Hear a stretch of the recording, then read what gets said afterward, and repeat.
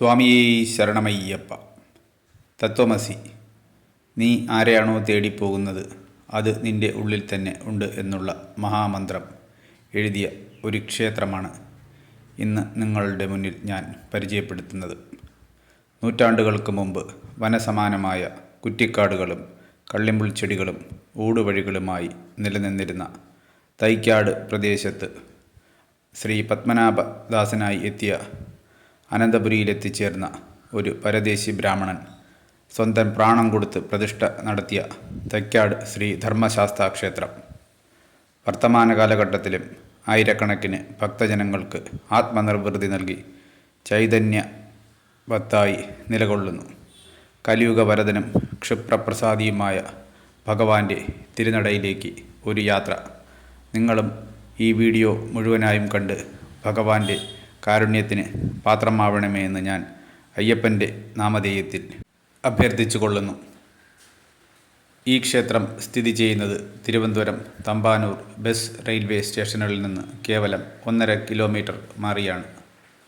ഇപ്പോൾ ശബരിമല സീസൺ ആയതിനാൽ അയ്യപ്പന്മാരെല്ലാം ഇവിടെ നിന്ന് കെട്ടുകെട്ടി പോകുന്നത് നമുക്ക് വീഡിയോയിലൂടെ കാണുവാൻ സാധിക്കും. ഇവിടെ ധർമ്മശാസ്ത്ര പ്രധാന പ്രതിഷ്ഠയായ ക്ഷേത്രമായതിനാൽ എപ്പോഴും കെട്ടുനിറ ഉണ്ടായിരിക്കുന്ന ഒരു ക്ഷേത്രമാണ്. ആത്മനിർവൃതിക്കായി ഭഗവാന്റെ മുന്നിൽ തന്നെ കെട്ടുനിറച്ച് കാണിക്കയുമിട്ട് തേങ്ങയുമുടച്ചാണ് അയ്യപ്പന്മാർ തൈക്കാട് ധർമ്മശാസ്ത്ര ക്ഷേത്രത്തിൽ നിന്നും ശബരിമലയിലേക്ക് ദർശനത്തിനായി പോകുന്നത്. ഇവിടെ എല്ലാ ദിവസങ്ങളിലും അന്നദാനം, പ്രസാദ വിതരണം എന്നിവ ഉണ്ടായിരിക്കുന്നതാണ്. വളരെ ജനനിബിഡമായ ഈ ക്ഷേത്രം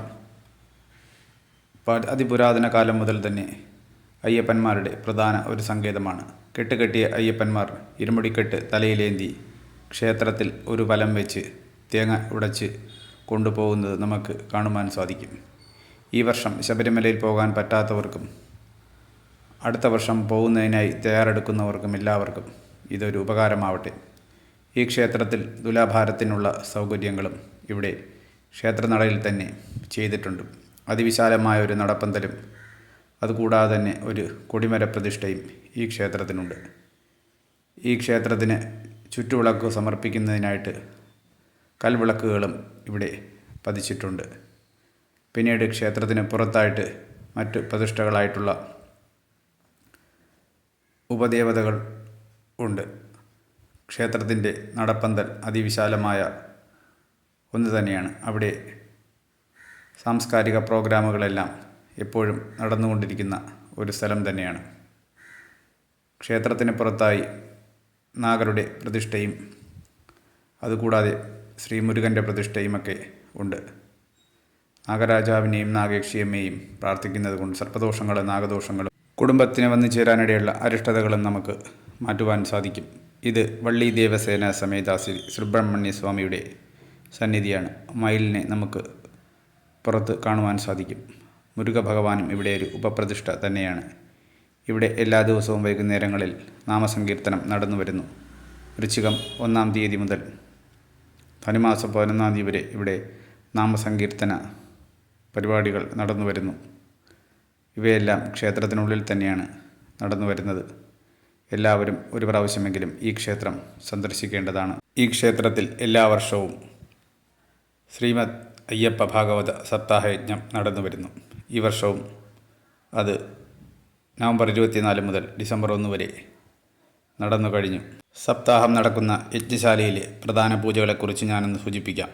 അഷ്ടദ്രവ്യ മഹാഗണപതി ഹോമം, ശനീശ്വര പൂജ, കുടുംബ ഐശ്വര്യ പൂജ, നിറപറ, ശ്രീധർമ്മശാസ്ത്ര സർവൈശ്വര്യ പൂജ ഇവയെല്ലാമാണ് യജ്ഞശാലയിലെ പ്രധാന പൂജാവിധികൾ. അതുകൂടാതെ നമുക്ക് പൂജാദ്രവ്യങ്ങൾ എന്തെങ്കിലും ഉണ്ടെങ്കിൽ പോലും നമുക്ക് ക്ഷേത്രത്തിലേക്ക് സമർപ്പിക്കാവുന്നതാണ്. ക്ഷേത്രത്തിൽ നിത്യ അന്നദാനത്തിനുള്ള ഊട്ടുപുര സജ്ജീകരിച്ചിട്ടുണ്ട്. അതിനാൽ ഭക്തന്മാർക്ക് എല്ലാ ദിവസവും പ്രസാദം ഇവിടെ നിന്ന് ലഭിക്കുന്നു. ക്ഷേത്രത്തിൻ്റെ പേര് അന്വർത്ഥമാക്കുന്ന രീതിയിൽ വൃക്ഷലതാദികളും വനനിബിഡവുമായ ഈ ക്ഷേത്രം അതിപുരാതനവും പാവനവുമാണ്. ക്ഷേത്രത്തിലെത്തുന്ന ഭക്തന്മാർ ക്ഷേത്ര പ്രദക്ഷിണം ചെയ്തുകൊണ്ട് പുറത്തേക്ക് പോകുന്നത് നമുക്ക് കാണുവാൻ സാധിക്കും. ക്ഷേത്രത്തിലെ പൂജാസമയങ്ങളും ഇവിടെ നൽകിയിട്ടുണ്ട്. രാവിലെ 4 മണിക്ക് നട തുറന്നു കഴിഞ്ഞാൽ രാവിലെ 11 മണി വരെ ദർശനമുണ്ടായിരിക്കും. അതിനുശേഷം വൈകുന്നേരം 5 മണി മുതലും വൈകുന്നേരം 8:45 വരെയുമാണ് ഇവിടെ ദർശന സമയം. വിശേഷാൽ സമയങ്ങളിൽ വ്യത്യാസം വരുന്നതാണ്. ക്ഷേത്രത്തിൽ പുതിയതായിട്ടൊരു സ്വർണ്ണ കൊടിമരം സ്ഥാപിക്കുന്നതിനായിട്ടുള്ള കാണിക്കവഞ്ചിയാണ് ഇത്. ഈ മാതൃകയിലാണ് ഇവിടെ സ്വർണ്ണ കൊടിമരം പണിയാൻ ഉദ്ദേശിക്കുന്നത്. അതിനായി എല്ലാ ഭക്തരും ഉദാരമായ സംഭാവനകൾ നൽകേണ്ടതാണ്. അതിനായിട്ടുള്ള കാണിക്കവഞ്ചിയും സജ്ജീകരിച്ചിട്ടുണ്ട്. കൃഷ്ണപ്പരുന്ത് ധ്വജ കൊടിമരത്തിന് മുകളിലൂടെ പറക്കുന്നത് നമുക്ക് ഈ വീഡിയോയിലൂടെ കാണുവാൻ സാധിക്കും. അടുത്ത ശബരിമല തീർത്ഥാടകർക്കായിട്ടുള്ള കെട്ടിനായിട്ടുള്ള ഒരുക്കങ്ങൾ തുടങ്ങിക്കഴിഞ്ഞു. എല്ലായ്പ്പോഴും ഭക്തന്മാരിവിടെ വന്ന് കെട്ട് നടന്നുകൊണ്ടേയിരിക്കും. അതിപുരാതന കാലത്തു നിർമ്മിച്ച ക്ഷേത്രമായതിനാൽ ആ പഴമ നിലനിർത്തി തന്നെയാണ് ക്ഷേത്രത്തിൻ്റെ പുനരുദ്ധാരണ പ്രവർത്തനങ്ങളും നടന്നു വരുന്നത്. അതിനാൽ ആ പഴമ നമുക്ക് ഇതിലൂടെ വീക്ഷിക്കാവുന്നതാണ്. ക്ഷേത്രത്തിലെ നടപ്പാതയിലൊക്കെ കല്ല് പാവിയിട്ടുണ്ട്. ഇപ്പോഴത്തെ പുതിയ ടെക്നോളജി ആയിട്ടുള്ള QR കോഡ് സ്കാൻ ചെയ്തുകൊണ്ടുള്ള കാണിക്കവഞ്ചിയും ഈ ക്ഷേത്രത്തിൽ സ്ഥാപിച്ചിട്ടുണ്ട്. അതുകൂടാതെ ക്ഷേത്രത്തിലെ മണ്ഡലച്ചിറപ്പ് 41 ദിവസത്തെ ഉത്സവം അതിഭംഗിയായി തന്നെ ഇവിടെ നടന്നു വരികയാണ്. വീഡിയോ ലൈക്ക് ചെയ്യുക, ഷെയർ ചെയ്യുക. ഇത്തരം ക്ഷേത്ര സംബന്ധമായ വീഡിയോകൾക്കായിട്ട് ദേവലോകം എന്ന ചാനൽ സബ്സ്ക്രൈബ് ചെയ്യുക. സ്വാമിയേ ശരണമയ്യപ്പ.